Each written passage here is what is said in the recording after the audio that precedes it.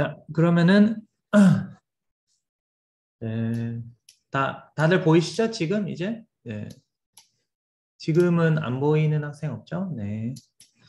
그래서 지금 제가 올려드린 그 B집으로 압축되어 있는 파일을 압축을 풀면 CSV 파일이 되는데요. 그 CSV 파일이 결국엔 이렇게 생긴 텍스트 파일이에요. 텍스트 파일. 그래서 이제 위에 헤더가 있고요. 그다음 맨 처음에 여기 이제 번호가 있죠. 그 분자의 번호가 있고요. 콤마 여기 호모로모 갭이 일렉트론 볼트 단위의 호모로모 갭이 여기 써져 있어요. 숫자로. 그다음 여기 콤마 그다음에 오실레이터 스트렝스 콤마 요 이제 스마일스 분자의 스마일스가 이렇게 이제 표시가 되어 있습니다. 그러니까 이 오실레이터 스트렝스는 여러분들 이제 그 좀 더 궁금하신 분들은 이제 물리화학 책이나 뭐 여러 가지 이제 다른 자료를 찾아보시면 나오겠지만은 그냥 간단히 얘기해서 오실레이터 스트렝스는 그 우리가 여러분들이 분석 시간에 배웠던 비어스 로에 나오는 그 엡실론 값에 해당하는 거라고 생각을 하시면 됩니다. 그러니까 비어스 로가 뭐였죠? IR 같은 거를 할 때 흡광도가 뭐예요? 그러니까 I는 I0 곱하기 exponential 마이너스 엡실론 IL이었죠, 그죠? 네. 그래서 분자가 그러니까 IR을 찍을 때 빛이 얼마나 흡수되느냐에 관련된 게 바로 이제 흡광계수인 거죠. 네. 그래서 요게 높으면 높을수록 분자가 빛을 잘 흡수한다. 빵이라는 거는 빛을 전혀 흡수하지 않는다라는 의미가 되겠습니다. 그래서 요거 이제 양자 계산으로 얻어진 거라는 거, 네, 그걸 기억을 해주시고요. 네. 그래서 다시 돌아와서요. 자, 이렇게 생긴 데이터입니다. 그래서 이렇게 생긴 데이터가 약 100만 개 이상, 아마 지금 제가 정확하게 몇 개를 넣었는지 기억이 안 나는데, 여하튼 100만 개 이상의 데이터가 들어있습니다. 그래서 우리가 지난 시간에 했던 것보다 훨씬 큰 데이터입니다. 그래서 일단은 압축되어 있는 파일을 읽을 때에는 요 bg2라고 하는 모듈을 이용을 해서 import bg2를 임포트 한 다음에요. 자, 요 파일을 읽으면 오픈을 하는데 이때는 rt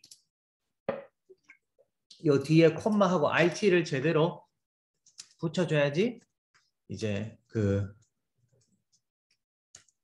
제대로 읽어집니다. RT는 이제 read text라는 뜻입니다.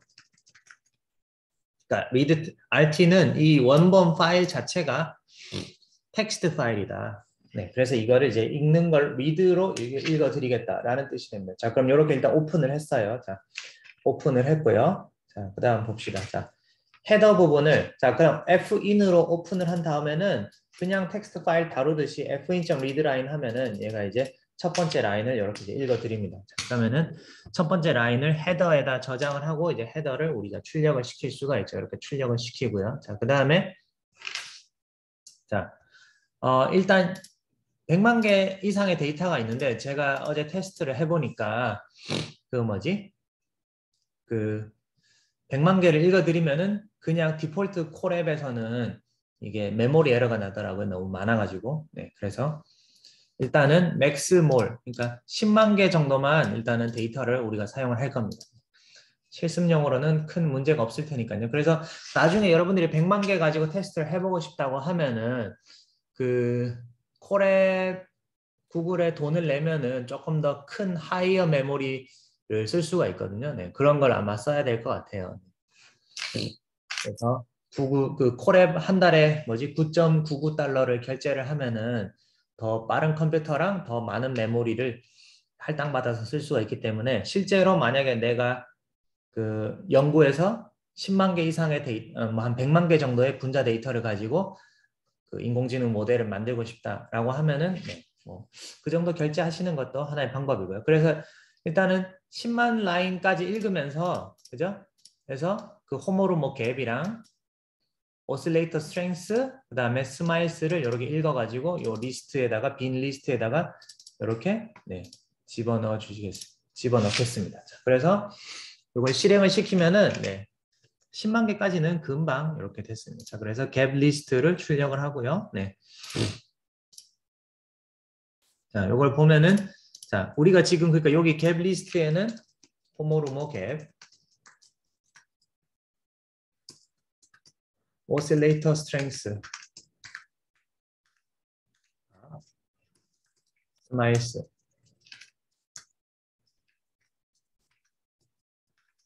식이 이제 들어가게 됩니다. 네, 각 리스트에. 네. 자, 그래서 일단은 읽어드렸고요. 파일로부터. 네. 자, 그 다음에 아까 했던 대로 마찬가지로 이렇게 이제 모건 핑거프린트로 이렇게 바꾸도록 하겠습니다. 그래서 요 X ECFP라는 리스트에다가 다 집어넣고요. 네.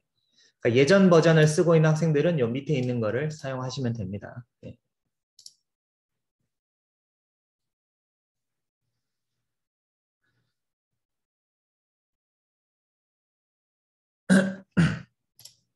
뭐 호모 따로 루모 따로 해도 되죠.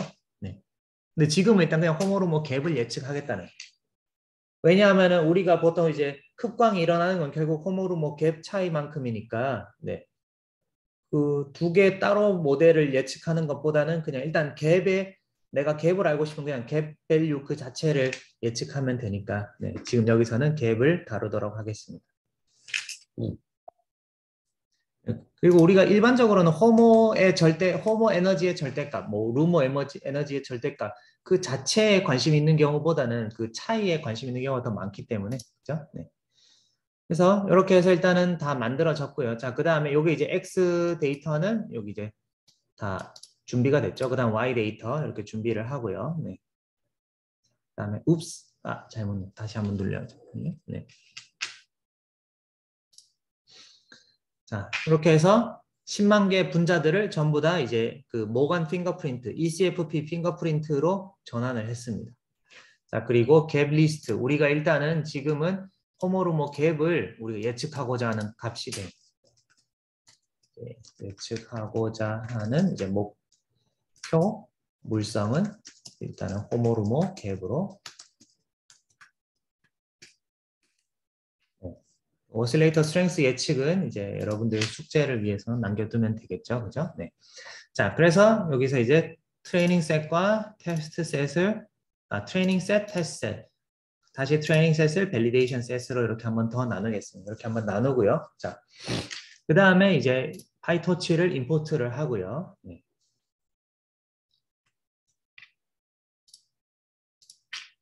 자, 그래서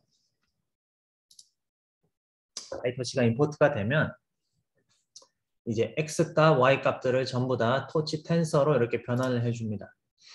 그래서 지난번 노트에서는 여기 이제 토치 닷 대문자 텐서로 했는데 뭐 그렇게 하셔도 되고요. 아니면은 좀 더 이제 정확하게 하려면은 여기 이제 D 타입 이 그 변수가 어떤 변수냐. 근데 이제 가장 많이 다루게 되는 타입은 이제 float 32. 그러니까 float이 실수라는 뜻이니까요. 전부 다 이제 실수로 이렇게 변환을 했습니다. 자, 그래서 이제 train x가 이제 torch.tensor가 성공적으로 됐고요. 자, 그 다음에 여기 이제 그 텐서 데이터셋으로 만들고 데이터 로더로 정의하고 그죠? 요거는 뭐 다 똑같죠. 계속 거의 항상 똑같으니까. 그리고 여기서는 이제 배치 사이즈를 1024로 이렇게 이제 우리가 define 했습니다. 그래서 트레이닝 셋 로더와 테스트 셋 로더를 두 가지를 정의를 했습니다. 그래서 각각의 사이즈를 보면은 자, 이제 로더 트레인 점 데이터셋을 하면은 이게 전체 데이터셋의 개수를 의미하는 거고요. 그 다음에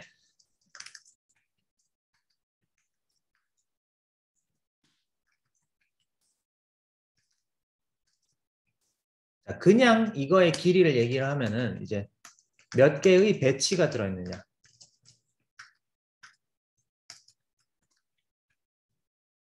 각 로더에서 몇 개의 배치가 들어있는지 알고 싶으면은 이렇게 밑에처럼 하고요. 위에는 이제 전체 데이터의 이제 개수를 이제 의미하거든요. 그래서 이렇게 찍어보면은 여기 이제 72,000개, 2만 개 들어있고요. 그러니까 각 배치당 1024개, 한 배치에 1024개 분자가 들어있으니까 트레이닝을 할 때는 원 에폭은 즉 70배치, 배치 70번 돌리면 원 에폭이 된다는 거고요.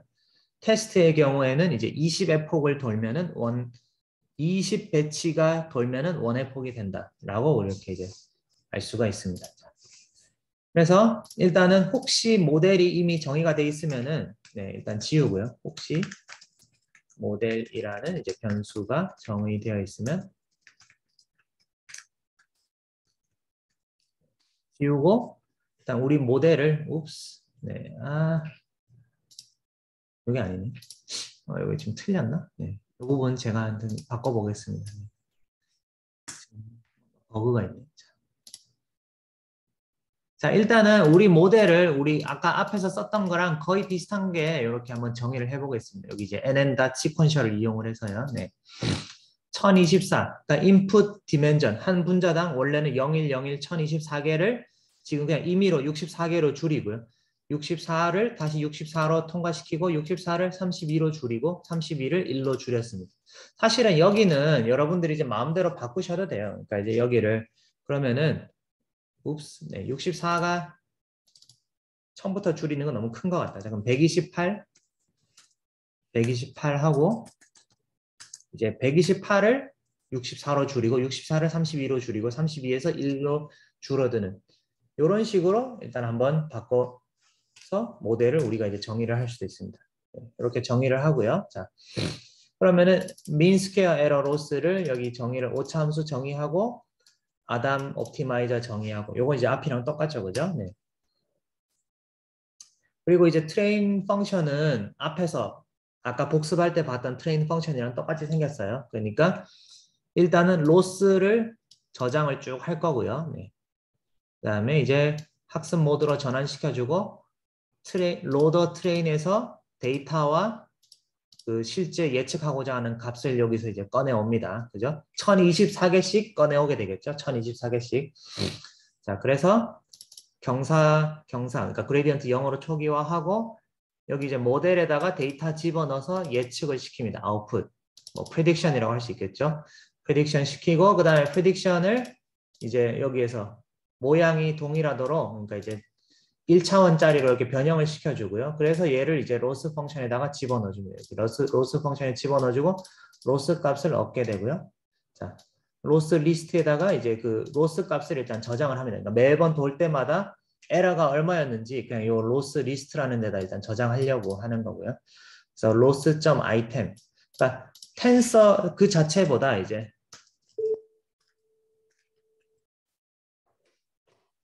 텐서 자체보다 이제 그냥 그 값이 중요한 값만 필요할 경우. 잠시만요. 네. 잠시만요. 자, 그러니까 이제 로스를 그냥 저장을 하면은 텐서가 저장이 되고요. 대신에 이거 다 끊어졌니?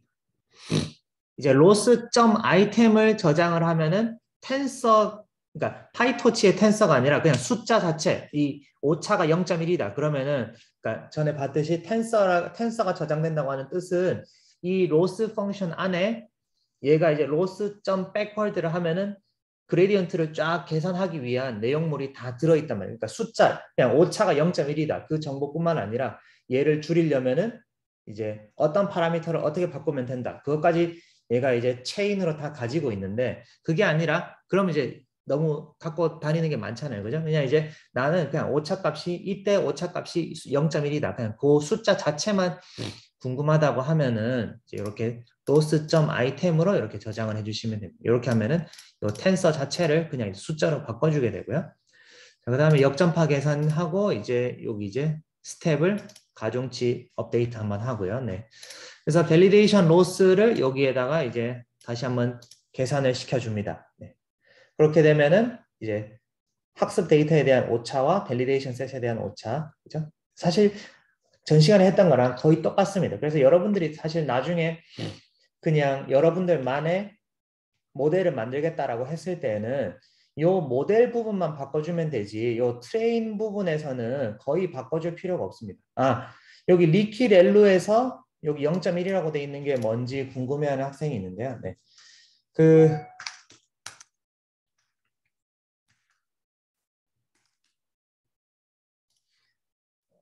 리키렐루라고 하는 거는 자 이제 그 액티베이션 펑션이 이렇게 생긴 겁니다. 지금 여기에서는 지금 잘 안 나와 지금 여기 이제 표현이 잘 돼 있는지 모르겠는데 원래 렐루 펑션에서는 여기 인풋 값이 음수면은 그냥 0을 주고 양수면은 양수를 그대로 출력하도록 했는데요.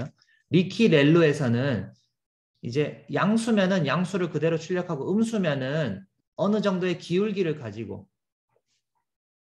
약간의 음의 기울기. 그러니까 조금 이게 과장해서 표현을 하면은 여기 이제 원래는 얘는 이제 리키렐루 같으면은 요렇게 그죠? 그러니까 여기가 이제 여기 기울기가 어떻게 마이너스 0.1이 되고 여기 기울기는 1이 되는 그런 이제 그러니까 여기 음수가 들어왔을 때 그냥 0을 출력하는 게 아니라 그러니까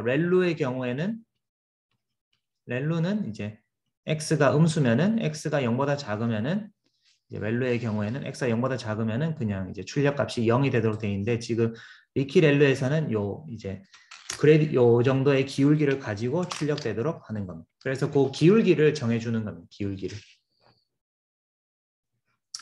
그래서 이거를 다 지우고요. 네. 맞죠? 네. 그래서 리키렐루를 0.1을 하겠다는 것은 음수가 나오면은 마이너스 0.1x 함수에다가 통과시키겠다라는 뜻이죠. 이렇게 해서 모델을 만들었습니다. 그래서 트레인 펑션도 사실은 여러분들이 거의 손댈 게 별로 없습니다. 별로 없고요. 네. 자, 그 다음에 테스트용 계산도 여기서 일단 수행을 하고요. 테스트 함수도 여기서 디파인을 해줍니다. 자, 그러면은 예측을 그러니까 이제 렐루 같은 경우에는 음수가 되면 0이 되는 거잖아요. 그죠? 그러니까 만약에 이게 가끔 경우에는 이제 그냥 그레디언트가 0이 되면은 체인 룰을 따를 때 중간에 0이 되는 게 너무 많으면은 저기 뒤쪽으로 갔을 때 그레디언트가 그냥 0이 될 확률이 높습니다. 그러니까 이제 그냥 그레디언트가 다 빵이 돼버리면은 파라미터가 업데이트가 잘 안 되겠죠. 그러니까 이게 어떤 경우에는 잘 되고 어떤 경우에는 잘 안 되는지는 아직까지 정확히는 몰라요. 근데 이제 렐루 같은 경우에는 그레디언트를 0으로 만들어 버리는 게 너무 많기 때문에 속도는 빨라질 수 있지만은 어떤 케이스에는 학습이 잘 안 되는 그런 경우도 있다는. 그렇기 때문에 리키 렐루 같은 경우에는 어쨌든 그레디언트가 완전히 0은 되지 않기 때문에 체인 룰에 따라서 계속 업데이트가 되기 때문에 일반적으로는 뭐 렐루로 일단 해보고 잘 안 되면은 이제 리키렐루로 해보라고 추천을 하죠. 네. 그래서 근데 요즘에는 보면은 렐루 그 자체를 많이 쓰는 경우는 좀 많이 없어진 것 같아요. 그러니까 이제 그 계산 자체가 뭐 컴퓨터가 빨라지다 보니까 렐루를 그대로 쓰기보다는 렐루의 변형을 많이 씁니다. 리키렐루 말고 사실은 거기 이제 파이토치에 가면은 파이토치 액티베이션에 가면 여기 이제 non-linear activation이 있잖아요. 네. 그래서 non-linear activation에 가면은 엘루도 있고 뭐 프렐루도 있고 렐루 그다음에 렐루 6, 셀루 뭐 겔루 뭐 엄청 많습니다. 네. 얘네들이 다 이제 그냥 0으로 매기다기보다는 그러니까 음수가 들어갈 때 그냥 0을 매기다기보다는 이렇게 약간의 곡선 형태를 줌으로써 조금 더 난리니어하게 그레디언트가 0은 되지 않도록 하는 것을 이제 많이 쓰는 걸 볼 수가 있습니다. 그래서 최근에 보면은 뭐 딥마인드 같은 데에서는 요 셀루나 겔루 혹은 여기 있는 모르겠어요. 이거 실루라고 읽어야 될지 뭐 사일루라고 읽어야 될지 이런 것들을 많이 쓰는 것 같습니다. 그래서 요거는 사실은 뭐가 잘 될지는 해보기 전까지는 모르는 거기 때문에 한번 해보고 렐루로도 잘 되면은 그냥 뭐 쓰고요. 이제 렐루를 딴 걸로 바꿨을 때 더 잘 될 수도 있고 더 잘 안 될 수도 있고 뭐 그렇다고 생각하시면 됩니다. 자, 일단은 테스트를 하고요. 네. 지금 이제 학습이 전혀 안 된 상태에서 테스트를 돌리면은 네. 테스트 정확도가 20.321 그러니까 20 일렉트론 볼트만큼 이제 에러가 나니까 네. 이거는 뭐 거의 쓸모가 없다고 봐야겠죠. 네. 20 일렉트론 볼트는 엄청난 네. 크기니까요. 자, 그 다음에 그래서 얘를 이제 학습을 시킵니다. 이제 진짜로 본격적으로 이제 학습을 100의 폭 동안 이제 학습을 시킵니다.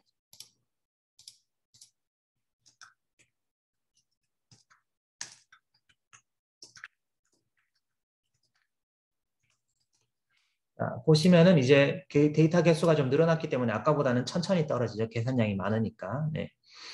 그래서 로스 값이 처음에는 0.3이었다가 이제 0.17, 0.2, 0.1, 0.1 로스 값이 점점 떨어지는 걸 볼 수가 있죠. 그리고 밸리데이션 로스 값도 같이 떨어지는 것을 볼 수가 있습니다. 그렇기 때문에 어느 정도는 이게 이제 워킹을 하고 있다. 네, 이렇게 우리가 생각을 하고 있고요. 그래서 가장 이상적인 경우는 두 개가 같이 이렇게 천천히 떨어지는 경우가 이제 가장 이상적인 경우죠. 네. 그래서 이게 지금 학습이 진행이 되고 있고요. 네. 조금 기다려 봅시다. 네. 100회포까지 돌아야 되니까.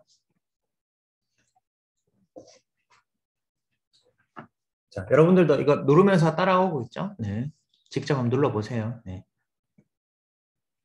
항상 얘기하는 거지만은 이게 이제 코드라고 하는 거는 여러분들이 코드를 아예 바닥부터 다 짤 수 있으면은 뭐 제일 베스트겠지만은 사실 많은 프로그래머들이 이제 그렇게 하지 않아요. 그러니까 이제 대부분은 있는 코드를 보고 컨트롤 C, 컨트롤 V를 한 다음에 내가 원하는 식으로 좀 바꾸는 이런 식으로 많이 하기 때문에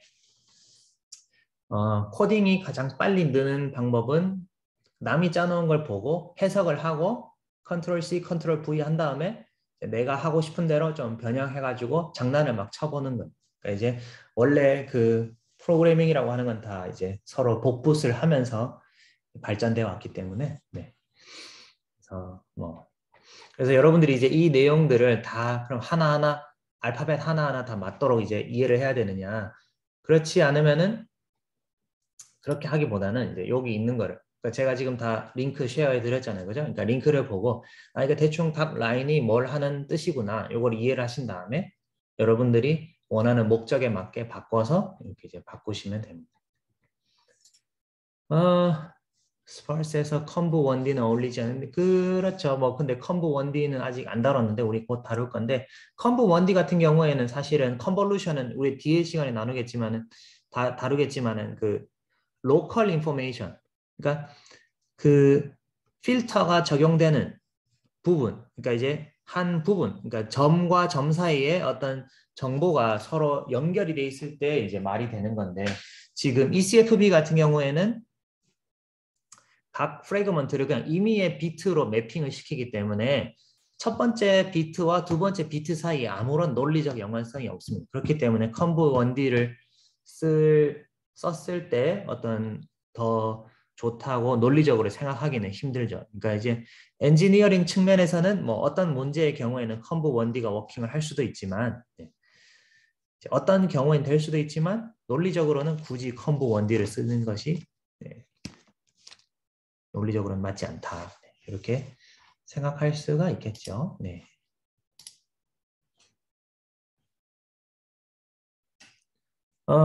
그렇죠. 그러니까 이제 지금 결국 그러니까 우리가 지금 이제 마지막 아웃풋이 1차원이잖아요. 근데 이제 모든 문제에 대해서 그런 게 아니라 예를 들어서 내가 예측하고자 하는 게 그러니까 이게 이제 뭐 예를 들어서 뭐가 있을까요? 그러니까 이제 얘를 클래시피케이션 문제로 바꿀 수가 있잖아요. 그죠? 그러니까 업섭션 그러니까 에미션을 예측한다고 해 봐요. 그러니까 에미션을 예측을 할 때 우리가 두 가지 내가 이제 에미션 스펙트럼을 예측하는 모델을 만들고 싶다. 그럼 두 가지로 할 수가 있어요. 그러니까 에미션 그 자체를 일렉트론 볼트 단위로 하게 되면 그 회기가 되고 아니면은 얘가 뭐 200에서 250, 250에서 300 사이에 있건 300에서 350, 350에서 400 이렇게 구간을 나눠 가지고 200에서 250 사이에 있으면은 0, 클래스 0, 클래스 1, 뭐 그다음에 이제 250에서 300은 클래스 1, 그다음에 300에서 350은 클래스 2 이런 식으로 클래시피케이션 문제로 바꿔서 할 수도 있습니다. 그러면 내가 클래스를 이제 몇 개로 나누느냐에 따라서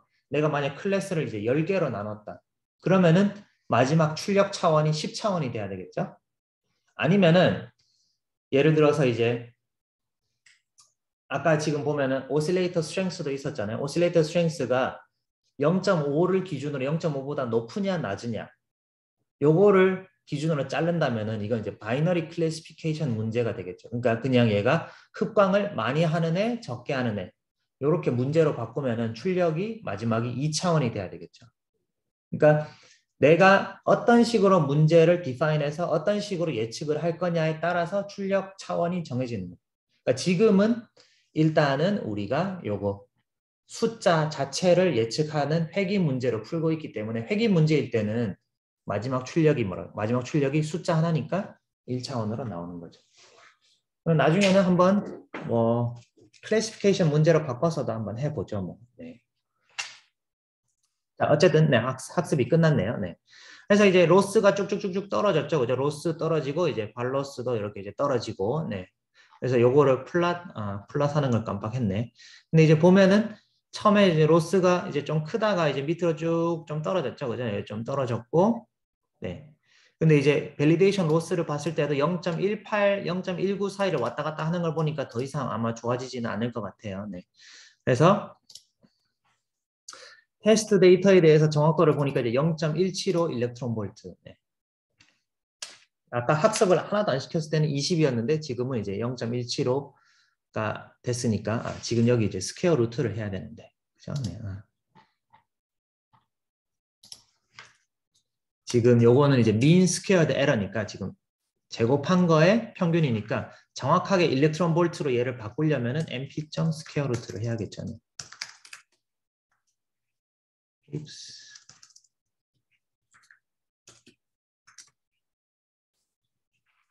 MSE를 하고 아이템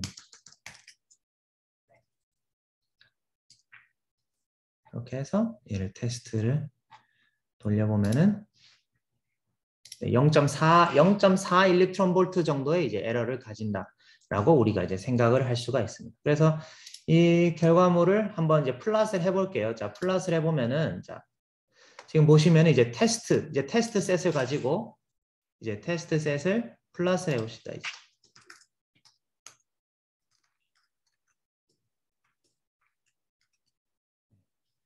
예측 결과를 플롯을 해보면은 자, 여기 이제 모델에다가 테스트 X를 집어넣었죠. 그럼 여기 이제 예측 값이 나오고요. 예측 값을 이제 1차원으로 변형시켜주고 자, 여기서 이제 마찬가지로 여기 디태치라고 하는 거는 여기서 이제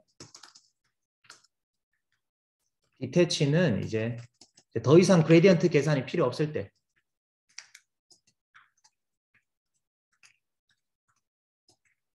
그러니까 계속 얘기하지만은 파이토치에서는 기본적으로 얘가 이제 나중에 그레디언트 계산을 쭉 뒤로 할 수도 있다. 백프로파게이션을 통해서 체인 룰을 통해서. 근데 이제 디태치를 부르면은 이제 그레디언트 계산 안 할 거고 이제 그냥 얘를 이제 앞에 연결돼 있는 거랑 다 이제 떼내겠다라는 거고요. 그래서 num파이로 이렇게 숫자로 그냥 이제 바꿔주는 거. 얘는 이제 예측치 실제 값 그렇게 해서 요걸 이제 스캐터 플롯을 그리겠다는 거고요. 네.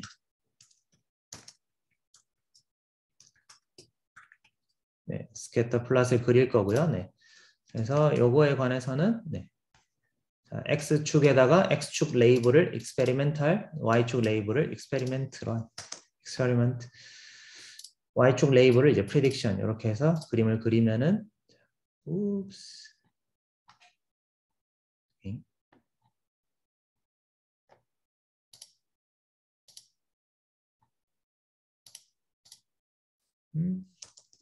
왜 마커가 저게 점이 안 되지? 이상하네.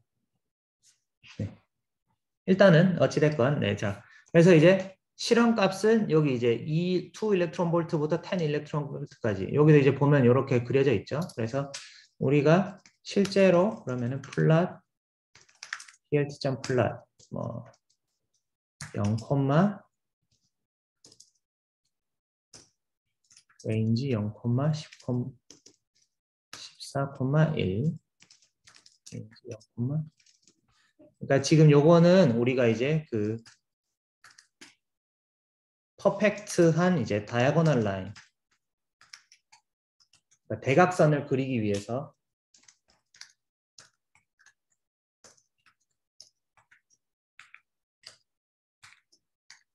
대각선을 그려주는 거예요. 대각선은 왜냐하면 대각선을 따라갈 때가 이제 퍼펙트 프레딕션이니까요. 네. 그래서 좀 비교하기 편하도록. 네. 그래서 얘가 이제 얼마나 실제 값이랑 얼마나 이제 딱 붙느냐 이걸 이제 보는 거죠. 근데 보면 익스페리멘탈 값이 지금 익스페리멘탈이 아니구나. 얘는 이제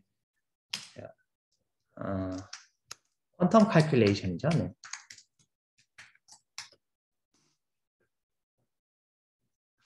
퀀텀 칼큘레이션 값이 이제 0이 나온 것들이 있는데 지금 얘네들은 왜 0이 나왔는지 한번 들여다봐야 될 것 같아요. 그러니까 아마 양자 계산이 에러가 났을 수도 있고 뭐 이제 그 혹은 데이터 자체가 문제가 있을 수도 있고 그러니까 지금 보면은 요 가운데 있는 점들은 어느 정도 지금 말이 되잖아요. 그죠? 그러니까 얘네들은 이제 실제 퀀텀 계산 값을 이제 어느 정도 우리의 이제 머신러닝 모델로 상당히 잘 예측하고 있는데 지금 여기 있는 것들은 사실은 틀릴 수밖에 없죠. 그러니까 지금 보면은 퀀텀 계산 자체 값이 지금 완전히 다 0인데 이것들은 아마 인풋 데이터 상에 조금 문제가 있다라고 봐야 되지 않을까. 그래서 요 데이터들을 우리가 지금 요 그림을 보고 이제 여기 이제 퀀텀 계산 값이 다 0인 것들을 빼면은 아마 모델의 그 퍼포먼스가 더 올라갈 수도 있겠죠. 네.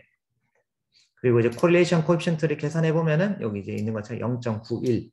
그러니까 우리가 퀀텀 계산 예측 결과를 ECFP를 가지고 요런 이제 머신러닝 모델로 상당히 잘 예측할 수 있다라는 것을 우리가 확인할 수가 있습니다.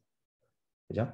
그러니까 하나의 분자가 있을 때 TDDFT 계산을 양자 계산을 돌린다고 하면은 대략 한 하나 분자당 아무리 빨라도 뭐 한 몇 분에서 좀 길면은 뭐 몇 시간까지 걸릴 수 있는데 이렇게 이제 머신러닝 모델을 잘 만들면은 한번 학습을 시켜놓고 나면은 지금 여기서 보듯이 이제 모델이라는 여기다가 이제 테스트 셋을 집어넣고 이렇게 예측하는 데 있어서 시간이 얼마 안 걸린단 말이에요. 거의 0.1초도 안 걸리니까 네. 우리가 이런 모델들을 잘 만들 수가 있다. 그리고 이제 이렇게 잘 만들어 놓으면은 그 뒤부터는 이제 모델이 정확하다는 가정하에 이제 상당히 좋은 근사값을 이렇게 예측을 할 수가 있다. 실제 퀀텀 계산하지 않더라도. 네.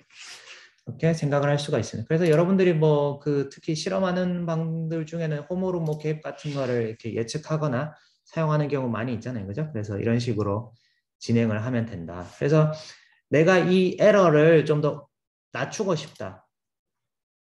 이 correlation coefficient를 더 올리고 싶다라고 생각이 되면은 이제 여기에서 다른 부분은 거의 손댈 게 없고, 그러니까 이 모델 부분, 이 모델을 더 깊게 만든다거나 아니면은 뭐 미키렐루를 다른 걸로 바꿔본다든가 이런 식으로 아니면 이 차원수를 바꿔본다든가 여러 가지 트라이를 해볼 수가 있다는 거죠. 그러니까 더 깊이 만든다는 거는 요런 층을 가운데 몇 개 더 끼워 넣는다거나 이런 식으로 네.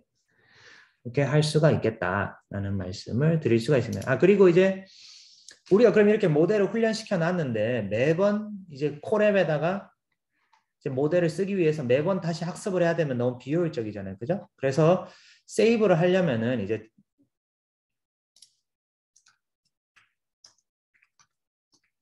네, 모델 세이브를 해야겠죠. 네.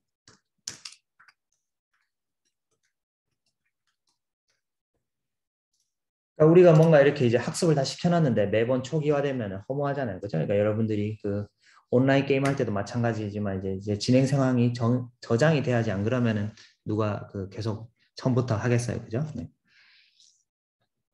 그렇기 때문에 우리가 이제 저장을 할 텐데요. 저장하는 건 아주 간단합니다. torch.save 모델. 우리의 모델 변수명을 넣어주고요. 그 다음에 여기에 이제 파일명을 써줍니다. my model. 뭐 피클. 보통 이제 그 피클 형태로 이게 압축해서 저장이 되기 때문에 여기 뒤에 이름은 여러분들 마음대로 써주시면 됩니다.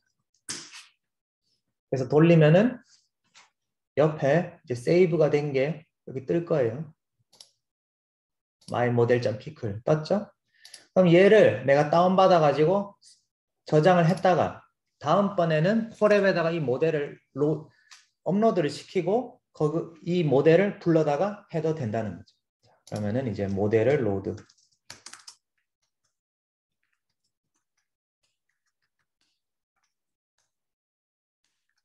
torch.load를 이용하면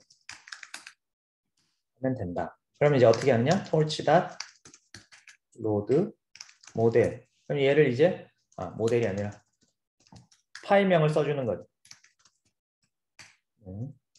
피클 혹은 뭐 아니면은 뭐 여러분들 파이토치 모델이니까 파이토치 PT라고 쓰는 사람들도 있어요. 네, 그래서 이제 일단은 네. 저는 뭐 이렇게 했으니까 이렇게 하겠습니다. 그럼 이제 모델 2 이퀄 네. 이렇게 로드를 시키면은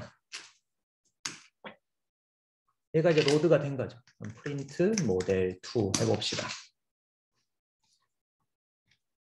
그러면 얘는 이제 요 시퀀셜 얘가 이제 이런 네트워크이고 이거 리니어 리키렐루 베치놈 리니어 리키렐루 베치놈을 통과하는 이런 모델이고 이 모델 2라는 이 모델 2는 그러니까 더 이상 이제 랜덤한 모델이 아니라 이미 학습된 파라미터를 가지고 있다라고 이제 할 수가 있습니다.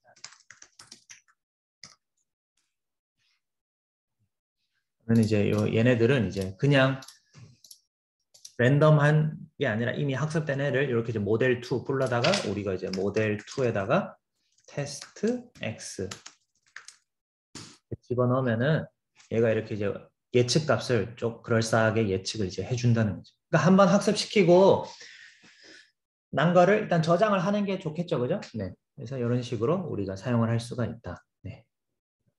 이렇게 할 수가 있습니다. 그러면은 지금 이제 이런 식으로 해서 이제 멀티레이어 퍼셉트론 예제를 몇 가지 다뤄봤어요. 네. 그래서 여러분들만의 여러분들 자체의 어떤 데이터 파일을 가지고 있다라고 하면은 여러분들이 요거를 기반으로 해서 한번 다른 식으로 모델을 세워가지고 한번 해보는 것도 괜찮지 않을까. 대충 이제 이런 식으로 진행이 된다. 즉 분자가 있으면은 분자를 숫자로 바꾸고, 그러니까 벡터로 바꾸고 그 벡터를 이제 네트워크에다 집어넣어서 이제 벡터를 이제 뭐 줄이고 해서 이제 내가 원하는 차원의 숫자로 바꿔주는 그 숫자를 기반으로 이제 클래시피케이션 문제를 풀든지 아니면 이제 리그레이션 문제를 풀든지 이런 식으로 네, 진행이 되게 됩니다. 아시겠죠? 네. 혹시 뭐 질문 있으실까요? 여기 지금 이번 시간에 한 거에 대해서. 네. 그래서 이제 여러분들 한번 뭐 오실레이터 스트렝스를 예측할 수 있는지, 그 오실레이터 스트렝스를 예측한다는 거는 얘가 이제 빛을 많이 흡수할지 적게 흡수할지 예측할 수 있는지를 한번 살펴보는 것도 재밌지 않을까 생각이 되고요. 네. 그래서 그러면 일단은 이번 시간은 여기까지 하고 그럼 잠깐 쉬었다가 이제 CNN 컨볼루셔널 뉴럴 네트워크로 이제 들어가도록 하겠습니다. 그럼 일단은 잠깐 쉴게요. 네.